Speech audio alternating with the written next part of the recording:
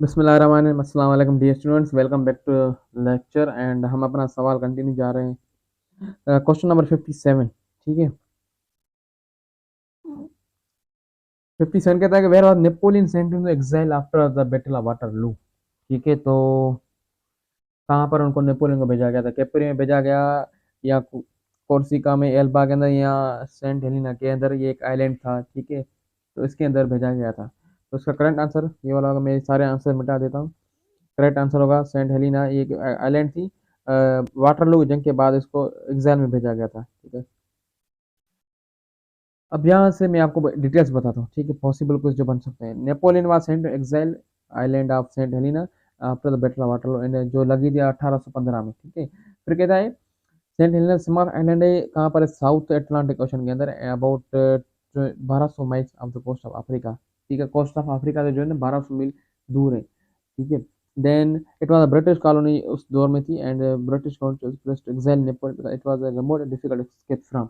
इसको इस हिसाब से भेजा गया क्योंकि ये जो उस टाइम पर ये भी एक ब्रिटिश कॉलोनी थी, एंड गवर्नमेंट, जो ब्रिटिश की गवर्नमेंट, उसने इसको एग्जाइल में किया था क्योंकि जगह दूर भी थी। रिमोट कहते हैं दूर को। ठीक है, रिमोट दूर को, एंड दूर थी, और उससे वो बंदा निकलता तो वो भी बहुत डिफिकल्ट था। अब मैं आपको बताता हूँ कि इसमें से पॉसिबल क्विज जो बन सकते हैं। पहले आपसे पूछेगा what the battle of Waterloo. Waterloo की बैटल क्या है, क्या है, क्यों हुई थी, कब हुई थी, ये वाला आपसे सवाल पहले पूछेगा। ठीक है, आपने इसकी थोड़ी डिटेल्स जाननी है। फिर आपसे पूछेगा कि एग्जाइल में इसको क्यों छोड़ा गया था? जब जंग लगी थी इसको एग्जाइल में क्यों छोड़ा? इसका आंसर ये हुआ कि भाई वो उससे जंग हारी थी, इससे ज्यादा उसको एग्जाइल में भेजा गया था।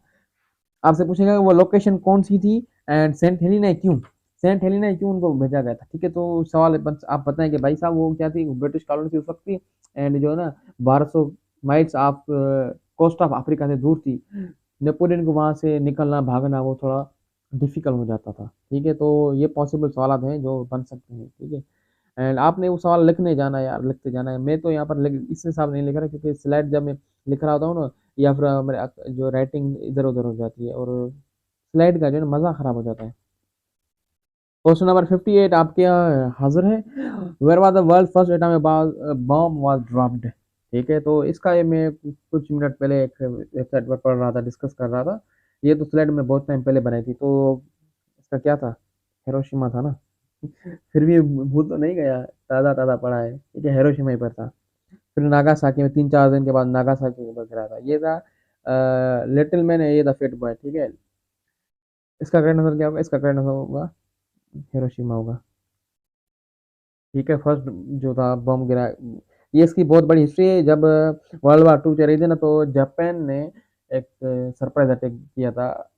कहाँ पर? पर्ल हार्बर पर। ठीक है, वो क्या था उस वक्त? वो अमेरिकन नेवी का था, नेवल बेस था, यानी उसकी आर्मी, अमेरिकन नेवी जो है उसकी बेस थी, उसके जहाज वगैरह जो है, आर्मी वगैरह, ये सारे हथियार वगैरह उस पर चीज पर जब उन्होंने हमला किया था, तो तकरीबन 80,000 लोगों को मार दिया था उस हिसाब से।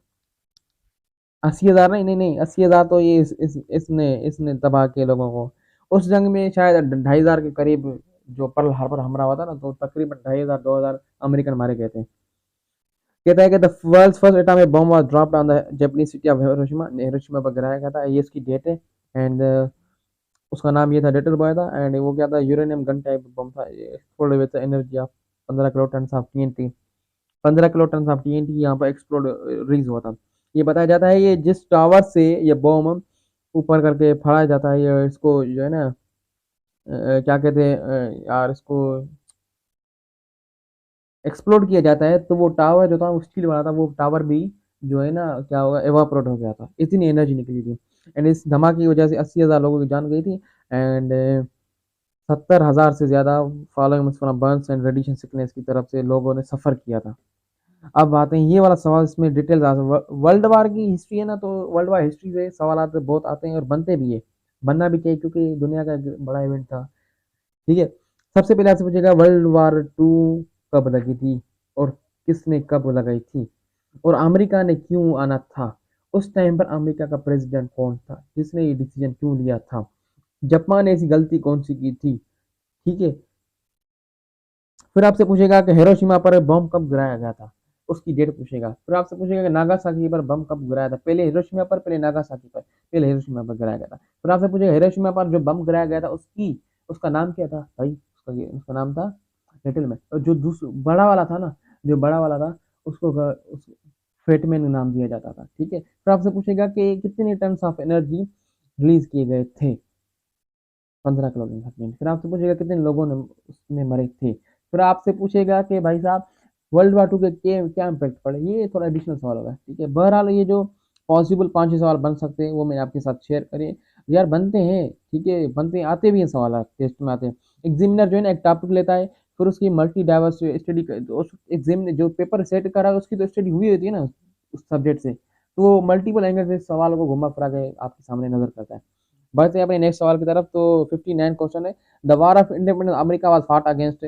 जैसे कि पिछले वाले लेक्चर में, इससे पिछले वाले में मैंने आपको बताया था कि अमेरिका ने भी भाई अपनी आज़ादी के लिए जंग लड़ी थी ब्रिटिश वालों से, ब्रिटेन राज वालों जो राज करते थे। तो कहता है किस अमेरिका ने किसके साथ जंग लड़ी? ब्रिटेन के साथ लड़ी थी, रॉयल पीपल ऑफ अमेरिका यानी जो टॉप क्लास से, टॉप मिडिल क्लास, उनसे लड़ी थी, फ्रांस से लड़ी थी, इटली से लड़ी थी। तो इसका भाई नन अदर देन, इसका करेक्ट आंसर ये वाला है, ब्रिटेन के साथ। उनकी 13 कॉलोनी थी, उन 13 कॉलोनी के साथ उन्होंने कहा कि भाई हम नहीं रह सकते आपके साथ, हमें अपनी आज़ादी दे दो। आइए बढ़ते हैं फर्दर क्विज की तरफ। कहता है the American war of independence, जिसको कहते हैं अमेरिकन रिवॉल्यूशनरी वार कहते हैं, वार फाट between the great Britain and 13 उनकी कॉलोनीज थी, ठीक है। ये जो जंग शुरू हुई थी, द वार बिगिन इन अप्रैल 19, ठीक है, 1775 में। एंड शायद मैं एक लेक्चर में थोड़ी गलती हो गई थी, मैंने बताया था 1857 में, तो उसको आप करेक्ट कीजिएगा। वो मैंने वहाँ पर भी जस्टिफिकेशन दी थी। अब ये तो आप भी उसको देख लीजिएगा, ठीक है। ये इसकी जंग थी, कब शुरू हुई थी? 1775 में, और इसकी एंड हुई थी 1783 में। एंड उसकी जंग जो लगी थी लेक्सिंगटन और कॉनकॉर्ड की जंग लगी थी with the signing of treaty of Paris. ये एक ट्रीटी साइन हुई थी उस टाइम पर। The colony were fighting for the independence from Great Britain, ठीक है। And with Great Britain were fighting to maintain control over the colony, और ये जो था ना अपना हुक्म जमाना चाहते थे। आइए पॉसिबल को इसकी तरफ बढ़ते हैं। सबसे पहला सवाल पूछेगा कि वार ऑफ इंडिपेंडेंस जो है ना, इसको अदर नाम क्या दिया जाता है, एंड किसने किसके साथ लड़ी थी, ठीक है। फिर आप एंड ठीक है, फिर आपसे पूछेगा कि जंग की स्टार्टिंग डेट क्या है, एंडिंग डेट क्या है। फिर आपसे पूछेगा कि battles of Lexington and Concord में थोड़ी शॉर्ट हिस्ट्री आपसे पूछ सकता है, ठीक है। फिर आपसे पूछेगा कि what is the treaty of Paris, उसमें क्या साइन किया गया था, उसका मेमोरेंडम क्या था, उसका मैनिफेस्टो क्या था, आपसे ये पूछेगा। फिर आपसे पूछेगा कि फाइनली उस टाइम पर जो यूएस के उस जंग के बाद जो यूएस का पहला प्रेसिडेंट कौन था, वाइस प्रेसिडेंट कौन था? तो पहला तो आपको पता होगा जॉर्ज वाशिंगटन बुश था, और वाइस प्रेसिडेंट था जॉन आडम था, ठीक है। जॉन आडम जो पहले वाइस प्रेसिडेंट था, फिर वो दूसरा अमेरिका प्रेसिडेंट बना था, ठीक है। अब तो 46वें प्रेसिडेंट हो गए, जो बाइडेन चल रहा है। 2021 में उसने कसम उठाया था, हलफ उठाया था। बढ़ते हैं हम अपने नेक्स्ट सवाल की। ओ ये सवाल करंट अफेयर के रिलेटेड है, ठीक है। When covid was declared pandemic. Pandemic इस चीज को कहते हैं जो कि भाई जिसके हिसाब से सारी दुनिया में फैल गई हो और लोगों की जानें चली जा रही हो, उसको कहते हैं पेंडेमिक है। फरवरी 2020, मार्च 11 2020, दिसंबर डोंट नो। तो इसकी हिस्ट्री में आपको बता दूं थोड़ी सी, जिसमें मुझे पता है। तो बताया जाता है कि दिसंबर 2019 में जब चाइना के शहर वुहान में उनका एक एनुअल सेलिब्रेशन इवेंट होता है, ठीक है, कि उनका कहते हैं कि उनका कोई इंडिपेंडेंस डे या फिर ऐसा कोई इम्पोर्टेंट डे होता है। तो उस दिन पर उनकी मार्केट लगी होती हैं, और जहाँ पर पेनून वगैरह के लोगों तो वैसे ही खाते थे, लेकिन इसकी जो स्टार्ट हुई थी ना वो दिसंबर 2019 में हुई थी। और वो उस जगह को बताया जाता है वुहान। वुहान जो था वो एक मार्केट थी, जानवरों को जो है ना वहाँ से चाइनीज वगैरह अपने खाने वगैरह लेते थे, लेकिन वहाँ पर सफाई वगैरह का नहीं थी। और ये बताया जाता है कि वायरस कुछ कहते हैं बेड से आया, कुछ कहते हैं पेंगुइन से आया, कुछ कहते हैं पिग से आया। मकसद उस दिसंबर 2019 में ये शुरू हुआ था, ये हमारा कोविड वहाँ से शुरू हुआ था। फिर दुनिया में जो ट्रेवल वगैरह हुआ तो ये बाद में आकर सारी दुनिया में फैल गया था। अब मैं आपको बताता हूँ इसकी जो करेक्ट डेट है, वो उसका करेक्ट आंसर ये है, मार्च 11 2020 में। पाकिस्तान में भी फैल गया था भाई साहब। अप्रैल के महीने पहला कैसा आया था। The covid was declared a pandemic by the World Health Organization WHO, ठीक है, and March 11 2020 and made due to the rapid and widespread growth of novel corona virus efficient, जिसका नाम बता सार्स सीओ, ठीक है। तो ये सार्स का फुल फॉर्म है सीवियर एक्यूट रेस्पिरेटरी सिंड्रोम इसको कहते हैं, CO मीन्स कोविड एंड वी माना वायरस, 2 में इसका टाइप 2 है, टाइप 1 पहले हो चुका है। And significant impact was having a public health and health systems around the world. बहुत सारी सिम्टम्स वगैरह आई थी। अब तो शुक्र अल्हम्दुलिल्लाह हम अब आज़ाद हो गए, ठीक है। तो अभी इसमें जो है ना पॉसिबल जो कोई बन सकते हैं, यार इसमें सवाल बन सकते हैं। सबसे पहले आपसे पूछेगा WHO क्या है, उसका काम क्या है, उसके हेडक्वार्टर्स कहाँ पर है, कौन सी कंट्री में लोकेटेड है, फिर उसकी डेटा जो उसको बनाया गया था कब बनाया गया था, फिर उसका जो मेन UN के अंदर आती है, फिर किसी अदर ऑर्गेनाइजेशन तरफ से इसको किया जाता है, तो UN के अंदर ये इसकी ऑर्गेनाइजेशन हेल्ड की, इसका हेडक्वार्टर होगा, इसकी डेवलपमेंट होगी, इसका अभी पूछेगा कि मैनेजिंग डायरेक्टर है या प्रेसिडेंट जो भी होगा वो आपसे पूछेगा। ये 3-4 सवाल सिर्फ WHO से आ सकते हैं। फिर आपसे कोविड के बारे में पूछेगा कि भाई साहब जो है ना रेवोल्यूशन कब पेंडेमिक किया था, फिर आपसे पूछेगा कि पाकिस्तान में कब पहला वायरस हुआ था, फिर आपसे पूछेगा कि वो पेशेंट का नाम क्या था, फिर आपसे पूछेगा प्लाज्मा थेरेपी क्या यूज होती है, बता जब पहला केस आया था ना कि उसके जो जिसको कोविड ने अफेक्ट किया था, फिर उसके जो ब्लड प्लाज्मा था उससे एक दूसरे को लगाया तो वो बंदा ठीक ठाक हो गया था। फिर आपसे पूछेगा कि सार्स 1 क्या है, सार्स 2 क्या है, आपसे पूछेगा सार्स का फुल फॉर्म क्या है, सार्स CoV-2 क्या फुल फॉर्म, या फिर आपसे पूछे कोविड का क्या फुल फॉर्म है, कोरोना वायरस इन्फेक्शियस डिजीज, ठीक है। 19 मकसद 2019 में ये 2 दिसंबर के महीने में शुरू हुआ था, चालू हुआ था। एंड पब्लिक हेल्थ पर बहुत इम्पेक्ट किया, तकरीबन बहुत सारे लाखों लोगों करोड़ों लोगों की जानें गई थी, एंड बहुत सारा हुआ था। शुक्र अल्हम्दुलिल्लाह अब तो टाइम बेहतर चल रहा है।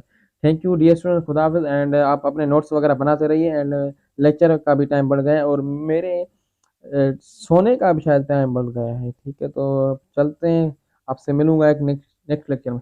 भाई साहब आपको लेक्चर पसंद आ रहे हैं, मुझे कैसा पता चलेगा, आप मुझे कमेंट्स करके बताओ, मुझे लाइक करके बताओ। अगर आपको गलत भी लग रहे हैं, आपको पसंद भी नहीं आ रहा, आप फिर भी तो कमेंट करो, बताओ तो सही कौन सी चीज़ है जो आपको पसंद नहीं आ रही।